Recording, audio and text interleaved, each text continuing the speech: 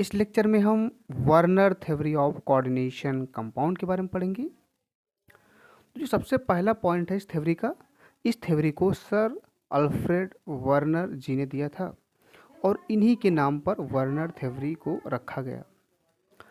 दूसरा पॉइंट है कि वर्नर थ्योरी हमें क्या बताती है, तो ही explains geometry of coordination compound.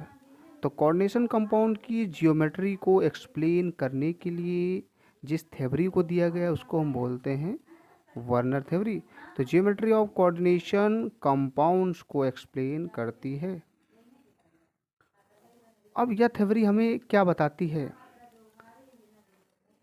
Father of coordination compound हम अल्फ्रेड वर्नर जी को कह सकते हैं, क्योंकि इन्होंने जियोमेट्री ऑफ कोऑर्डिनेशन कंपाउंड को सबसे पहले एक्सप्लेन किया।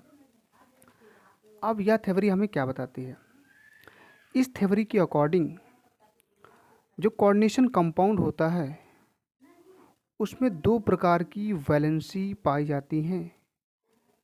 कोऑर्डिनेशन कंपाउंड में टू टाइप ऑफ वैलेंसीज पाई जाती हैं, यह हमें वर्नर थ्योरी बताती है। तो according to Werner theory there are two type of valency found in coordination compound. सबसे पहली वैलेंसी को हम बोलते हैं प्राइमरी वैलेंसी और दूसरी वैलेंसी को हम लोग बोलते हैं सेकेंडरी वैलेंसी। अब ये दोनों वैलेंसी बताती क्या हमें, ये पता होना चाहिए। हम जानते हैं कि किसी भी कंपाउंड में सेंट्रल मेटल एटम पाया जाता है, तो किसी भी कोऑर्डिनेशन कंपाउंड में ऑक्सीडेशन स्टेट होती है। तो ये प्राइमरी वैलेंसी जो होती है ऑक्सीडेशन स्टेट के बारे में बताती है, किसके, सेंट्रल मेटल एटम। तो it indicates oxidation state, oxidation number या ऑक्सीडेशन स्टेट किसकी, of central metal atom. Coordination compound में जो सेंट्रल मेटल एटम होता है उसकी जो वैलेंसी को, उसकी ऑक्सीडेशन स्टेट को बताता है, उसको हम बोलते हैं प्राइमरी वैलेंसी। एग्जाम्पल से देखते हैं। मान लीजिए यहाँ पर एक कंपाउंड दिया गया जिसका नाम है CONH3 6 और ब्रैकेट में लिखा है Cl3।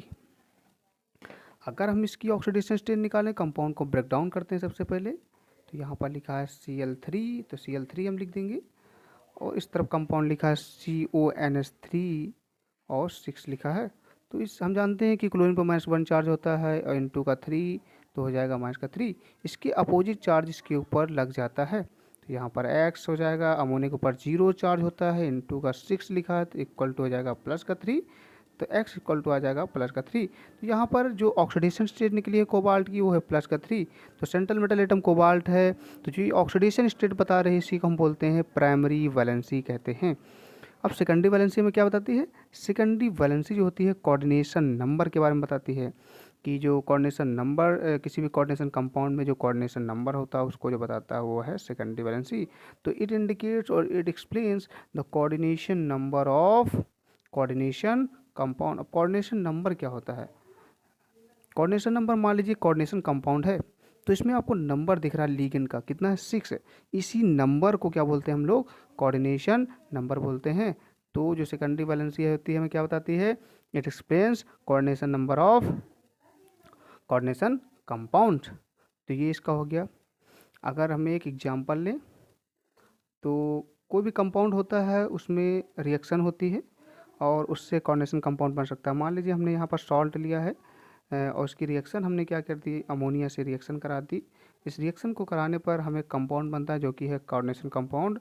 कुछ इस प्रकार का कंपाउंड बनता है और बाहर होता है Cl3। तो मान लीजिए इसकी ऑक्सीडेशन स्टेट अगर हम निकालेंगे तो प्लस की क्या निकलेगी, 3 निकलेगी।